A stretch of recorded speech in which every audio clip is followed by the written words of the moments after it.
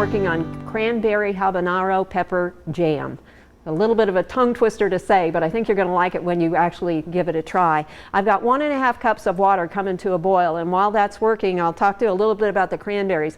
Now, I'm using fresh cranberries, but at the holiday season, a lot of us will pick up a few extra bags and put them in the freezer. You could use a couple of those bags.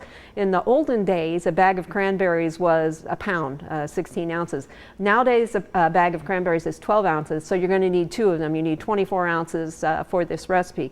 The other thing that I'm using is habanero pepper.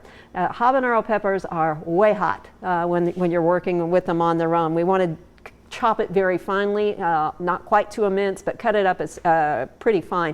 So I strongly recommend that you use plastic disposable gloves while you're doing that. And then remember that those gloves you're going to treat the same way you would your hands. So don't touch your face or anything else. And then when you remove the gloves, use the end of one to pull up towards the top of one, pull it down, and then you'll turn that one wrong side out, and then you can do the same thing with the other and close them together. They're not quite a biohazard, but for me, habanero peppers are a little bit dangerous to work with. So especially if you're working with young people, you don't want them getting it in their eyes or on their face, or you either for that matter. So our water is not quite to a boil here, but I'm going to go ahead and proceed. I've got 2 cups of sugar. We're going to add that to our not quite boiling water. And then the cranberries are going to go in. Now, cranberries are one of those fruits that's really high in pectin. So even though we're not going to add any pectin to this is going to thicken up quite nicely. So we've got our 24 ounces of cranberries. Make sure you've looked them over, removed any that are damaged, take out any stems, any that have started to decay. If you bought your berries early in the season and you've had them in the freezer early in the cranberry season around Thanksgiving or late October, that's when they're at their peak of quality. And so if you stick them in the freezer at that time, you're much less apt to have any of those that are slightly on the damaged end. Also, I've got 1 habanero pepper. Now, if you're not quite brave enough to do the habanero pepper, you could use a different kind of pepper, anywhere from a jalapeno on up as far as heat is concerned. And then about a teaspoon or so of butter, and that's just to keep any foaming down. If you're able to turn the heat down as this begins to boil and just let it come to a simmer, then you're much less apt to have a lot of that boiling going on, the foaming, and that's what we're worried about. The heat itself is not a problem. The boiling isn't a problem. What becomes an issue is the amount of foam that comes off as that boils, if it boils at a rapid pace. So if you can keep it going at a slow pace, that's going to help keep that down, and this little bit of butter will help too. You don't have to put the butter in, but again, it's useful, so we don't have to skim it towards the end. Now, we do have a couple of tools that you can use for skimming.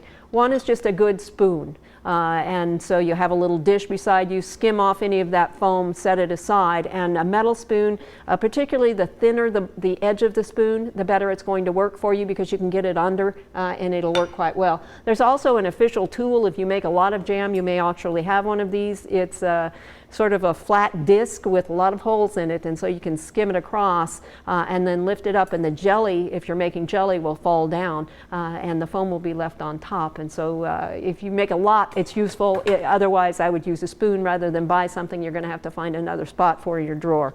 This is going to come up. When it comes back to a boil, we're going to let it continue at a low boil until it thickens, and for me that takes somewhere between 15 to 20 minutes. And then we'll move on from there. Okay, we're cooking this until it's thickened, and that's sort of a self-described, you figure out when it's thickened enough for you.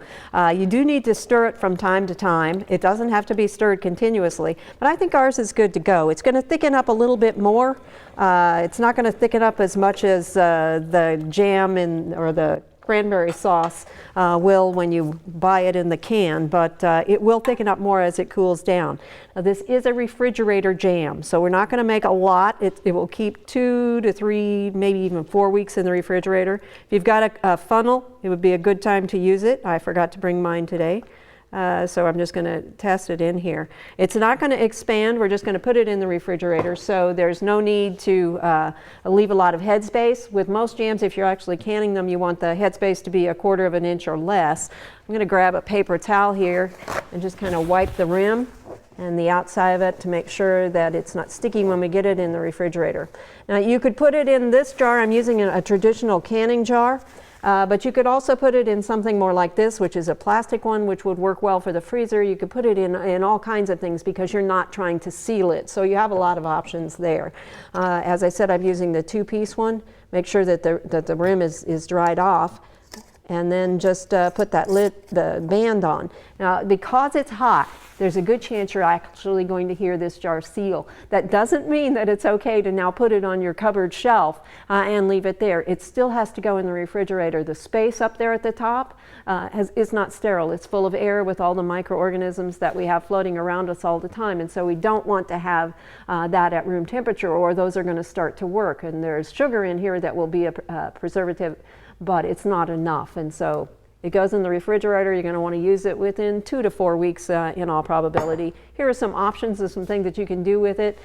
Put it with some cream cheese on a cracker and a little bit of this. It's got a little bit of kick to it because of that habanero, but you could also put it on ham. I've used it that way, or on other meat to make a glaze. You can make a peanut butter sandwich with it if you're nice and brave. But just be creative with it. The same kinds of things that you would do with other pepper jellies will work for this. It's cranberry habanero pepper jam. I hope you'll give this one a try. For Oklahoma Gardening, I'm Barbara Brown.